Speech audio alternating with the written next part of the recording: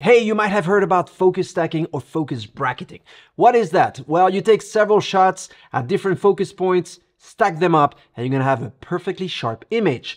Let me show you how you do this. For this video, I'm gonna be using a Fujifilm X-T3. Obviously, you can use any other brand, depending on what you shoot on. They usually have this option, and I'm gonna use the Fujinon 30mm f2.8 macro lens, which is an amazing lens. For the sake of this demonstration, I'm gonna use my yellow G-Shock. Love that watch.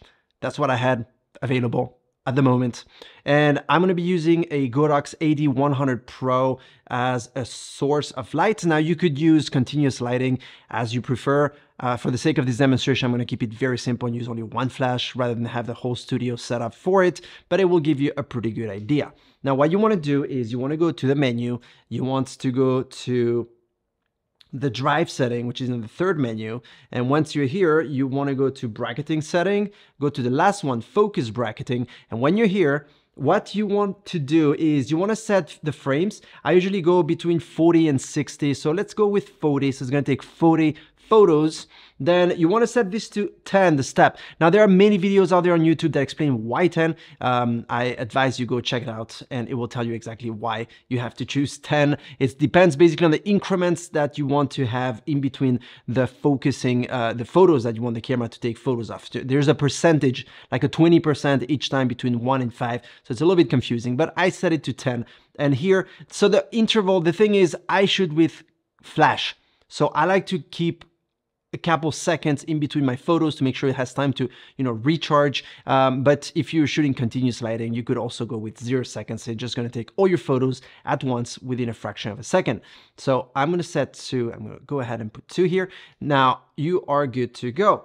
Bracketing selection, you obviously select focus bracketing and that's it. I'm going to put a timer of 2 seconds so that when I press on take the photo, my first photo is not blurry in case anything moves, because this is macro photography. That is pretty much it. Now I'm gonna set my initial point.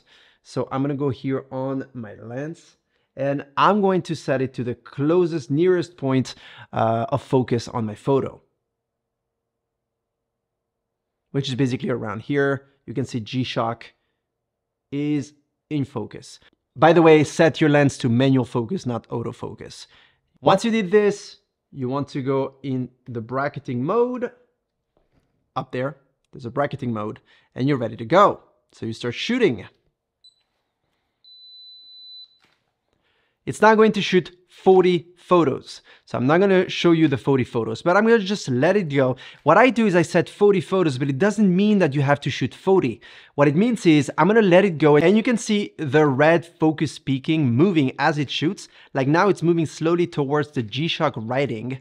One thing you have to be careful though is that nothing moves in your frame. This is a watch that I can't stop in terms of hands, so they always move. That's why I don't show the hands and I'm only taking a little part where you don't see the hands. There, now we're pretty much out of focus. So what we're gonna do is we are going to stop the photos, because that means that we went from the point that we wanted to the point that was the farthest away, let's say, from the lens. And now we're gonna go in Lightroom and we're gonna edit these photos. All right, so we got all the photos in Lightroom. What we're gonna do now is gonna click Import. What I like to do first is to open my photos and look at from the first one to the last one. Now, when I go through, you can see how the focusing moves as I go through. It goes down slowly, and you can see how the top part where it says G-Shock here becomes out of focus and how this G-Shock down here becomes in focus. So what I do is I like to go down until I'm not in focus anymore in any part of the image. Now this is still in focus, not really in focus anymore. So this is the last photo I'm gonna be using. So what I do is I delete the rest of them and I'm gonna keep my 16 photos. So what you do now is you select all your photos, right click, edit in, and you're gonna choose open as layers in Photoshop. Now this is gonna take a little bit of time. You can see down here, you can go get a coffee for yourself or do something else because it has to import every single photo as a new layer. All right, all the photos are here now. What you're going to do is you're gonna select them all. You go like this, select. You go to edit, you go down here to auto line layers, and you keep it on auto. Okay, what this is gonna do is gonna align all the photos to make sure that nothing has moved. And the thing is, when you're shooting macro like this, you're basically moving a little bit the focal plane, and it might make things a little bit moved around. So just make sure you do this first step. Then next step is, again, edit. You go down here to auto blend layers, and you're gonna choose stack images, seamless tones and colors, and go okay.